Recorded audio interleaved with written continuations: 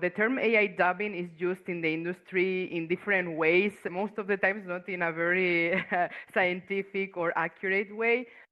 Always envisioned the AI dubbing task as a human in the loop process where human experts can correct the AI outputs when the AI does things wrong. I think that the most challenging part is both on the voice acting part and on lip syncing. So on the voice acting part, we are asking the TTS to perform as a human actor, and often not just like any human actor, but a good one. But the key in AI dubbing is that it's not about what is said, it's how it is said.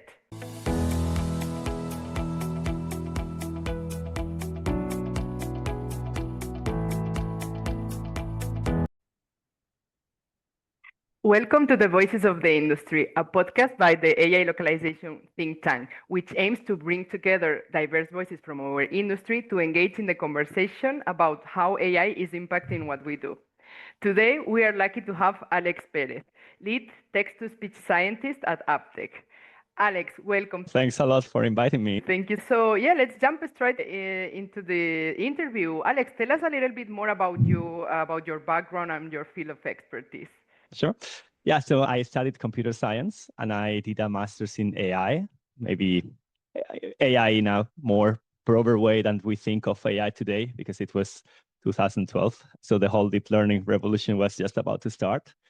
And then my PhD topic was about adapting speech synthesis technologies for the automatic dubbing of video lectures. So I was mainly focused on TTS, but my lab and most of my colleagues in the university were working mainly on ASR, so speech recognition and machine translation.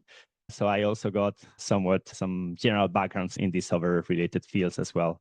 And yeah, I'm very happy with the timing I got when I decided to work on TTS. That was 2018.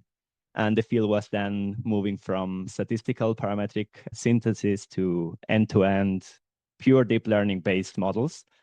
And we were seeing for the first time in history models. There was Google's Tacotron and WaveNet and so on that were starting to rival with human speech in terms of naturalness and audio quality. But yeah, it was already very exciting and it's still a very exciting field.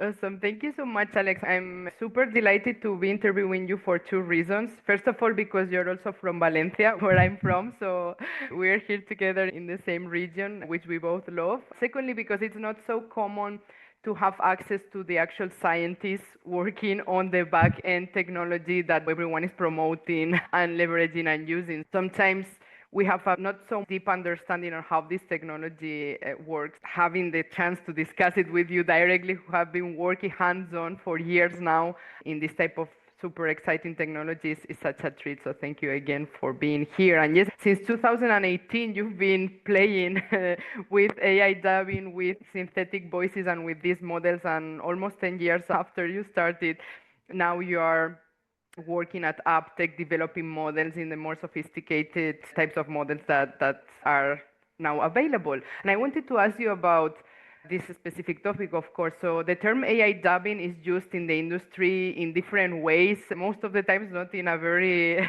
scientific or accurate way. And people use AI dubbing to refer to anything, to text-to-speech, to voice conversion, to all types of different technologies and models. So I wanted to ask you if you could explain to our audiences what synthetic voices are, what are the different types of models that are available, and what's the underlying technology so that we can start understanding it a little bit better. Yeah, the terminology is quite confusing, I think. So the scientific terms in TTS literature were already a bit confusing. And now we have also the marketing and sales terms using the same names to refer to completely different things. It is a bit of a mess. It's hard to classify AI dubbing models in a broader way.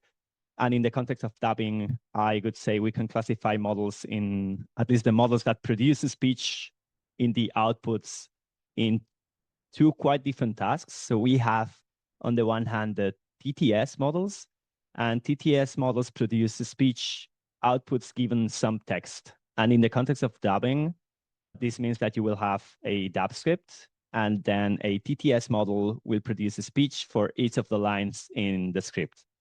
And maybe we can talk later about the different approaches and technologies within TTS to address AI dubbing. But I think that the key aspect is that the input to the system is the text and the output of the system is the speech. And then we have these other different kind of models, which are the voice conversion models. And they do not start from text, but start from a given recording. And what these models do is basically transfer the speaker identity of the original recording to the voice of a different person. So basically, they try to transfer timbre, tone, texture of a voice from the original recording to a target speaker. So for example, in the context of dubbing, these voice conversion models can be used to have only a few actors going into the studio and then using this type of technology to convert the voices of the actors into the voices of the different characters. So I think these are the two main categories in terms of models that produce a speech. Then we have the speech-to-speech models and so on, but these refer more to the way they handle the task. If we're talking about cascaded models that incorporate multiple models into a pipeline, or they address the task in an end-to-end way, there's where we have this over speech-to-speech model, speech translation, and so on. So for the dubbing task, I would say TTS models scale much better, as you could potentially skip the recording part of the process if the AI systems were good enough in terms of performance. But on the contrary, the voice conversion systems still need voice actors performing and recording into the studio, even at home. Sometimes audio quality is not really problematic when it comes to using voice conversion models, because they also convert or deal with the acoustics and convert the acoustics into the studio-like sound quality. But yeah, it's generally much easier to reach the desired level of performance when using these voice conversion models, as the whole voice acting part is still on the actor side and not on AI. But yeah, you still need to do the whole manual recording process there. As I said before, if we would classify models in how they address the dubbing task, we have the cascaded systems, where basically incorporate different models into a pipeline. For AI dubbing, we have pipelines that include automatic speech recognition, machine translation, text-to-speech, speaker diarization, a combination of models that are put together to deal with the task. And then on the other hand, we have the speech-to-speech translation or end-to-end models that try to address the task as a whole from input to output. It's just a single model that tries to do the task in one go. And there's a lot of research going into these end-to-end kind of models, but I would say for commercial solutions, mostly everyone is currently relying on cascaded pipelines, combining different models to address AI dubbing. Oh, that's super interesting, Álex. Thank you so much for clarifying that, because even myself, I was confused about some of those concepts. So you clarified it for me as well. And maybe this is a little bit more technical, but what's the underlying technology for these models? Is it transformer models, or what it is that is behind this? Yeah, that's a good question. Regarding technology, most of these AI systems, not only TTS, ASR, but in general, they rely on very similar ground technology. Roughly, if we go to TTS specifically, roughly speaking, we can classify TTS models in two big families. They are the autoregressive models and the non-autoregressive models. And autoregressive models are very similar in the way they work to LLMs. So they produce a speech chunk by chunk from start to end, given the input text. And they are able to produce very natural sounding speech. And they also scale very well in terms of model size and data. But sometimes it's a bit hard to precisely control some aspects of the generated speech. And they are also prone to hallucinations. So they are a bit less robust than this other family of models. On the other hand, we have the non-autoregressive models, and these are most similar to image generation models in the way that they produce the whole speech utterance in one go and compared to autoregressive models, these are a bit more robust and efficient, but it is a bit unclear if they can match LLM-based TTS models when it comes to performance, especially when you scale them up to tens of billions of parameters. But yeah, I would say these are the two main families of models. And regarding the technology itself, I think, as I said, most of these models rely on very similar architecture. So we have the transformer architecture that it's the core of most modern AI systems. Yeah, not only TTS, but also LLMs, ASR, machine translation, and so on. Thank you so much for sharing that, Alex. Yes, I think this is some of the topics that I've been discussing as well in conferences is the type of hallucinations for AI dubbing output. And this is what you are saying, the type of models that are more similar to how LLMs perform that perhaps can reach a level of performance or naturalness that are more surprising or really good quality, but then there's so many hallucinations in the output that you have to possess it so much that at the end the ROI or the really productivity gain might not be there. So really finding a solution that can provide both the consistency and the performance and the good quality, I think that's something that the industry is still figuring out what is the best way to go about it. Definitely. Maybe one small fun story about hallucinations. I was recently in a speech conference, and I asked a very well-renowned professor of TTS how was people dealing with hallucinations, because we are seeing all these works and all these companies deploying LLM-based TTS models and so on.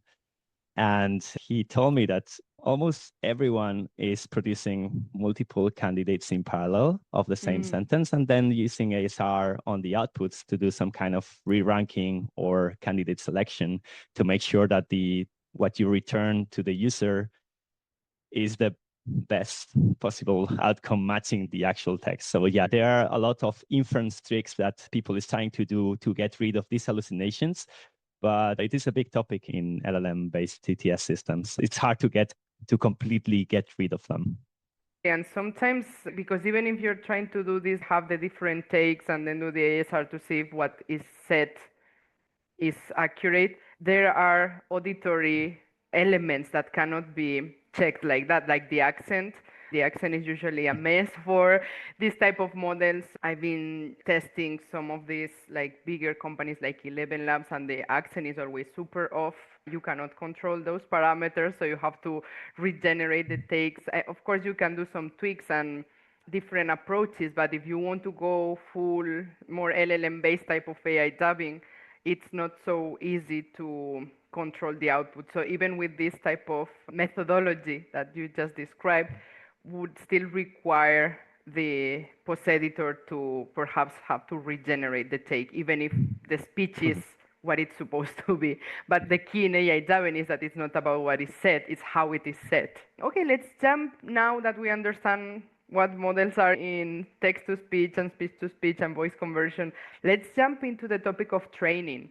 So maybe you can share a little bit more about how a TTS or voice conversion or these type of models are trained, and what's important to consider when it comes to the data that is used for this training. Yeah, training is an interesting topic. So as in other data-driven machine learning fields, ETS and speech-to-speech translation models are trained on data samples that include examples of what we will later ask the model to do for us. And for TTS, this means that we will provide the model with a collection of pairs, including text, what's going to be said, and the corresponding speech recording. Typically, TTS models are trained on a sentence or paragraph level. So we have a large collection of text sentences and their corresponding speech recordings. Traditional TTS systems used to be trained on tens to hundreds of hours of such data. But we are currently seeing, for the more LLM-based TTS approaches and so on, we are seeing foundational speech models being trained now on millions of speech hours. And depending on the particular use case, so where the model is going to be used and in which context, there are many aspects that are important to consider when it comes to collecting and labeling the data that you will use for training. So for example, if you would like to explicitly control options or the speaking style, it always helps if your data is labeled with emotions and styles. And then if you want to address different domains such as newscasts, sports, fitness, spontaneous speech, podcasts, and so on, it's also important that your data includes recordings for all these different domains that you would like to cover during the test. Or we call this kind of data in-domain data, and in-domain data plays a critical role in the final model performance. Regarding audio quality, for TTS specifically, it is often convenient that the recordings are produced in kind of studio-like conditions, meaning that we prefer if they don't have any clipping or distortions, reverberations, no background music, noises, and so on. It always helps if the data is already in a good form. Speech-to-speech translation models are a bit trickier to train due to the lack of proper end-to-end speech-to-speech translation data in large amounts. So in a purely end-to-end speech translation system, one would need the pairs of the source audio and the corresponding target audio. But it is often the case these models are trained leveraging ASR, MT, and TTS data, usually by combining some pre-training and multitask learning techniques. I'm not sure if you have any other particular question I could address, but this is a rough summary. That's a great summary. Thank you so much, Alex. I think the topic on training speech-to-speech or TTS, text-to-speech models, is very big. And the thing is that there is not so much public information available because one of the biggest companies producing this type of technology, they are not sharing as much as it happens in other AI fields or machine learning fields like machine translation. There's a very big community and lots of research, published research that is available for everyone. Even for LLMs, there's so much information available out there. But there is perhaps the community for TTS or speech-to-speech is smaller and more competitive. I don't know. But I haven't read that many papers as compared to the other machine learning fields that we're discussing. So that is something that perhaps also impacts on how the field is developing. And then what you say, the data to train these models is not so easy to produce because it's not just text, as most of these LLM companies just scrap the whole internet, and now you have millions, billions, I don't know how many words that you can train the model on. But for this type of models, first of all, there is not so much information, data, public data available that you can scrap. And secondly, even if it's available, the quality is not always great, right? Because there are open source libraries of speech, for example, like audiobooks and things like that, but those don't necessarily provide the level of quality in terms of audio or even performance that you would expect. So any comments on that? Yeah, definitely. I think data is a key point in the TTS field. Regarding technology, more purely on the modeling side of things, I could say the TTS community has grown a lot over the recent years. So I think it used to be like that. So there used to be larger communities for MT and ASR than for TTS historically. But I think that over the recent years, I think the TTS community has increased significantly in size. So we are seeing a lot of works on the TTS field, and large companies are definitely contributing to that. They are sharing their findings with the community. So in terms of technology, I think it might be not so different from other fields as of today. Regarding data, that's a completely different story. TS systems, especially if you want to have, in the context of dubbing, it's even more challenging because you would like to have proper voice acting as the outcomes of your TTS system. And for that, you need to train the model with proper voice acting data. And of course, actors and producers would like to keep their IP. And I guess this is not that big of a deal when it comes to training ASR or MT systems, because probably you don't care that much if your voice is used to train a system that can transcribe what you're saying, as opposed to a system that can actually produce your voice. So it is definitely hindering TTS developments, not only for companies, but also in the public research, because we are limited in terms of the data availability for training these models.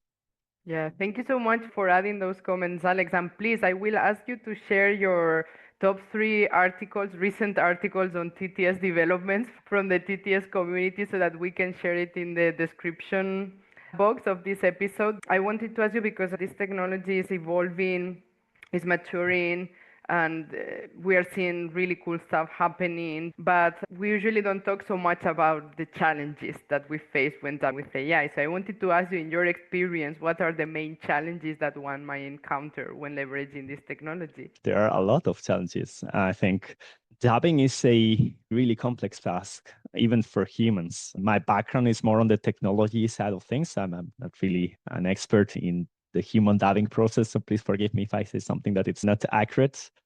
But I saw the dubbing process involves a lot of different expertise and roles. We have translators, dubbing adapters, voice casting, voice actors, editing, mixing, and so on and so forth.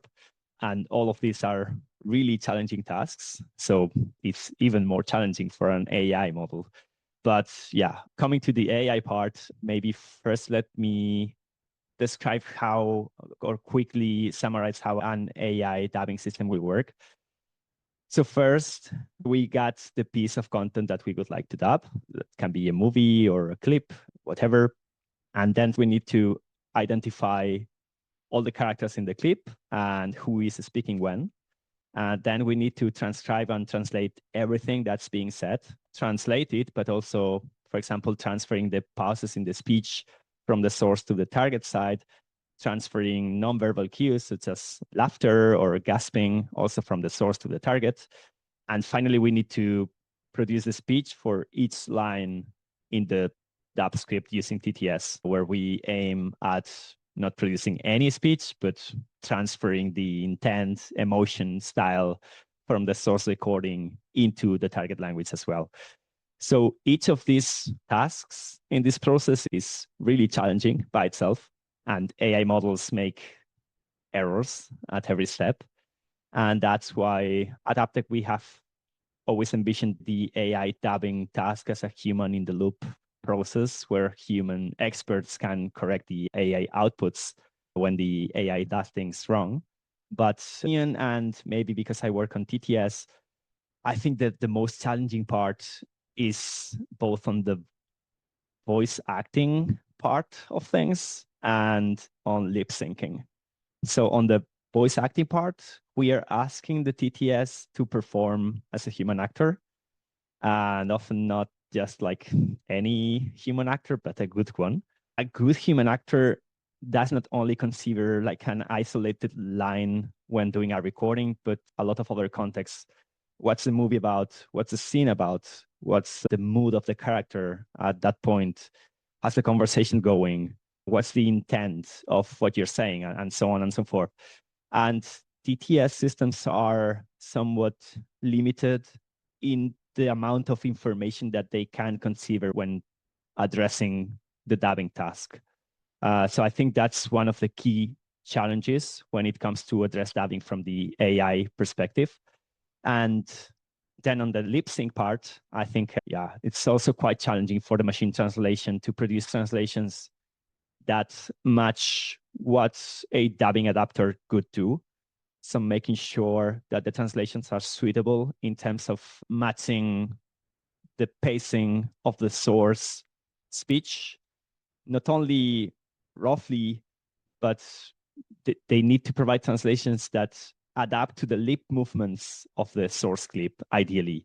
If the machine translation produces something that it's not really suitable for the dubbing task, so for the lip syncing part, then the TTS is forced to either speed up or slow down some parts to roughly match the pacing of the source. And that results into very unnatural sounding outputs. The machine translation has this challenging task of adapting the translations to be suitable and fit into the given time slots that are available for filling in with speech. So I think these are, in my opinion, the two most challenging tasks in AI. Yeah, that's definitely something that's why I think AI dubbing or TTS technology might be already operationalized in certain content types like e-learning or maybe even podcast, or when there are not so many constraints, the technology can do a good job. But for premium quality products like movies or video games or shows, it's still not there yet, because the level of effort that is required in the process, and then maybe the final output does not justify going down that road yet. I wanted to ask you, sorry, I'm going a little bit off script, but a follow-up question on how the models work and how the process is, because what you were describing is more in the lines of these cascading type of models, where you have the original and then you have the ASR for transcription and then machine translation for translation and then TTS for generation and so on and so forth.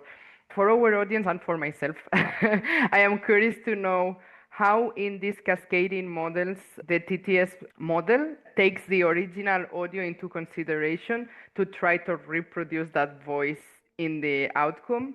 And also for our audience as well, you usually have different types of voice casting options perhaps that you can go about. You can pre-select a voice that already exists and a model that was created with a single speaker and say, I like this voice for this video, for this documentary, and I pre-select that and I want this voice to be the one that is applied to the whole clip or product. Or you can select different voices for different speakers, or the model could recreate a voice that is similar to the original voice. So maybe you can explain a little bit more about how in this workflow the technology is considering the voice aspect. Sure. So we have roughly two kinds of TTS models. We have the multi-speaker models, which are trained on specific voices, and then they are limited somehow in the number of voices that they can produce to those that the model has seen during the training phase.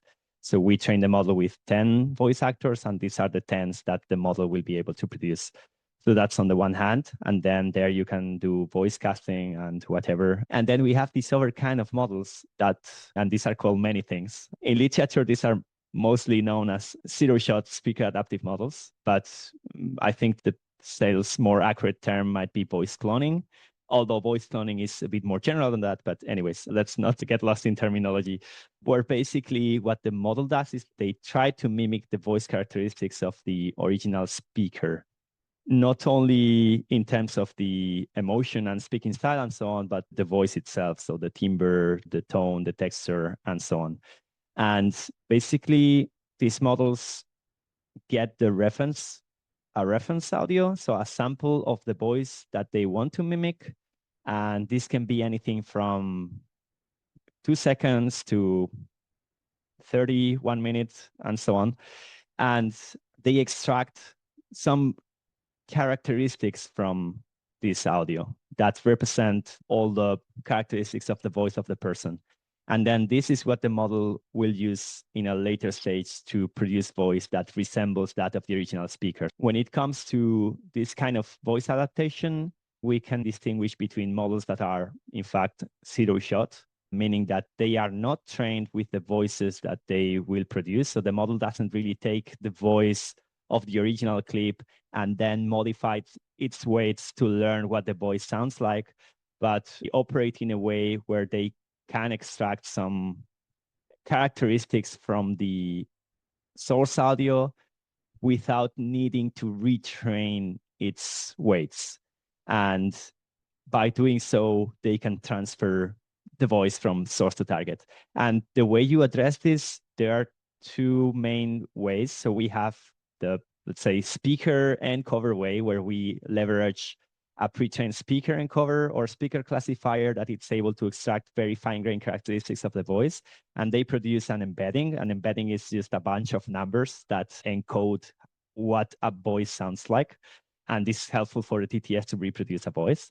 And then we have other slightly different approach, which is like, it can be seen as prompting, where basically we take the audio of the source clip and we use that as a prompt for the model, where basically the model can access that information and it's a continuation task. So the model knows that this is the existing voice that was speaking so far up to this point, and we should continue speaking in that same voice, also following similar speaking style and pacing and so on and so forth. That's the way I would explain it. This is fascinating. Everything is about the numbers in the end. We're talking about all these things, and everything ends up being an embedding somewhere that the machine interprets. So that's really, thank you so much for sharing this. Super interesting. It might be a little bit too technical for some people, but I do believe it's really important to understand how AI dubbing works, because same as it happens with LLMs, it's not a magic box that you press and generates this, because there is a little human inside saying these things, but it's all about how you are training these models, and there's so many different types of architecture and workflows that you can create to achieve the optimal results. And Alex, last question, looking more into the future, what do you think is the next big breakthrough in synthetic voices? Yeah, I think it's very hard to hypothesize next breakthroughs given the pacing at which the AI field is developing in general. Not only on the speech synthesis side, but in general. It's even hard to keep pace as a scientist with everything that's going on. I'm seeing two interesting trends now in the TTS field that they will probably rapidly evolve as well, and I think are worth mentioning in the context of AI dubbing. So one is training these LLM-based TTS models that can be controlled via text prompts. I think we are already seeing some companies deploying these kind of models. And basically there you play the role of a dub director and you express what you want to hear in natural language. So I want the voice of a female in her 30s with high pitch and in a calm mood and so on, right? So it gives you this kind of controllability where you do not need to be an expert. You can just describe in natural language what you want to hear. And I think this might be really interesting for human in the loop approaches, where we have someone controlling the AI and not letting the AI all the freedom to act. And then I think other interesting trend is being able not only to produce a single line or an isolated trance with the TTS models, but to generate an entire scene or a dialogue between multiple people as a whole, where the TTS can have much longer context and thus produce better natural sounding outputs because of this context, because it's not producing like isolated snippets, but really a conversation or a scene as a whole. I think these two things might be, we are already seeing some works along those lines, so maybe not sure if breakthrough is the proper term, but I think these two are really interesting directions. Finally, and in the more longer term, I think most of the isolated models that we use today to address different tasks, like in this cascaded approach where we have ASR, MP, TTS, diarization, and so on, I think they will probably be addressed within a single, very large multimodal kind of LLM systems that can address the dubbing task as a whole, even considering both the audio and the video as inputs and addressing the tasks in a holistic way.